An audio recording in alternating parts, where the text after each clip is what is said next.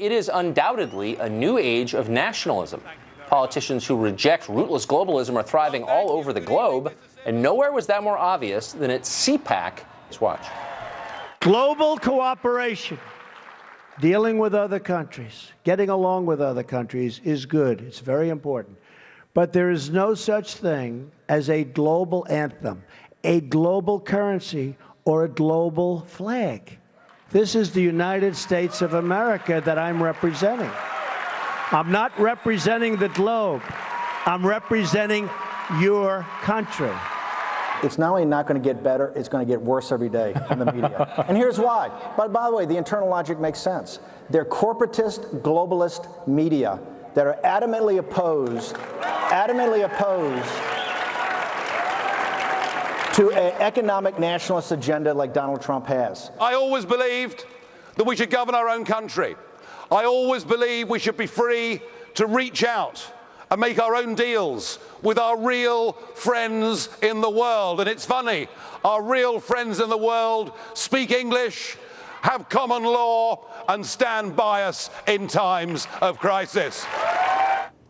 You may recognize that man. That was Nigel Farage, who knows quite a bit about running a successful nationalist movement. He once headed the UK Independence Party and was a top backer of the 2016 Brexit referendum that demanded Britain's withdrawal from the European Union. Nigel Farage joins us now. Nigel, thanks for coming on.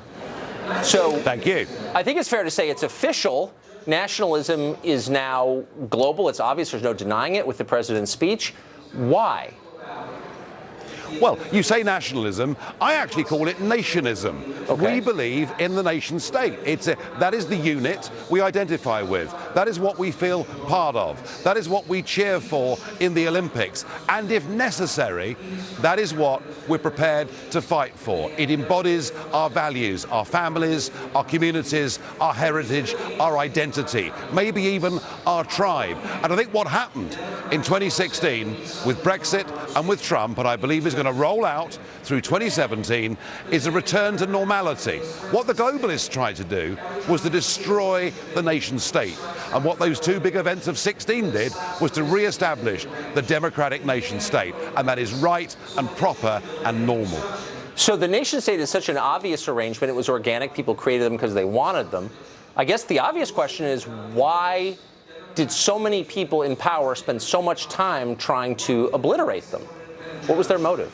Well, one of the motives was that France and Germany, every 25 years, kept fighting each other. Exactly. So they kind of wondered, how do we stop the Germans from crossing the Rhine and trying to smash the French? And they thought if they merged the two countries, that might be a way to do it. But just as with communism, the big idea that came before this, the road to hell can be paved with good intentions. The mistake they made was this: provided nation states are democratic, they will not fight and they will not go to war with each other.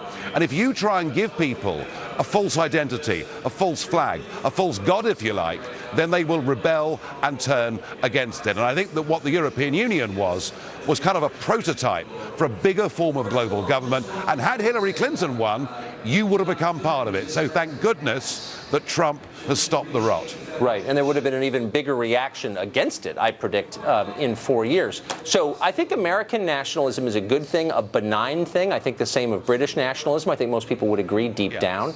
Should we be as excited about the prospect of, I don't know, German nationalism or Japanese nationalism? Are all nationalisms created equal, and should we like them all? Well, that depends. If those nationalist movements get to a position where they're able to obliterate the democratic process, then we have a problem. But all the while we have genuine democratic government, then what we should do is to trust the people. The people in all these countries are not stupid, and they will not allow real extremists into power. And the one thing that I find, Tucker, just so offensive is for people like me and Trump, who've been pushing this idea of the nation state. You know, you make your own laws, you control your own borders, and you reach out to your friends. We've been called extremists, we've been called fascists, we've been called all the names under the sun. And actually, the real fascists are those that shout us down and say that our view isn't valid. So you heard a species of that from Steve Bannon at CPAC yesterday, who said this is going to be really hard to affect what we want to do because the globalists will be against us. Do you agree with him that the opposition to Trump is rooted in this attachment to globalism, a global government? Well, what the globalists did, the supranationalists did, is they managed to get big business and the big banks on their side. Right. They created a marketplace where the big guys could carve everything up at the expense of the small. So, you know, we've got to recognise that there are some very big vested interests that do not want Brexit to be a success and don't want Trump to be a success. You know, this is not going to be a cakewalk. This is not going to be easy, and I think that's what Steve Bannon was alluding to yesterday.